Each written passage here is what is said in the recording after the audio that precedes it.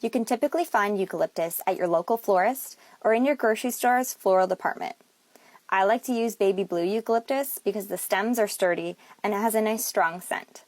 Before you take the eucalyptus out of the packaging, lay it down on a flat surface and gently roll over the stems a few times with a rolling pin.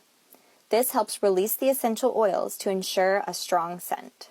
Vary the sizes slightly to create a fuller effect when bundled.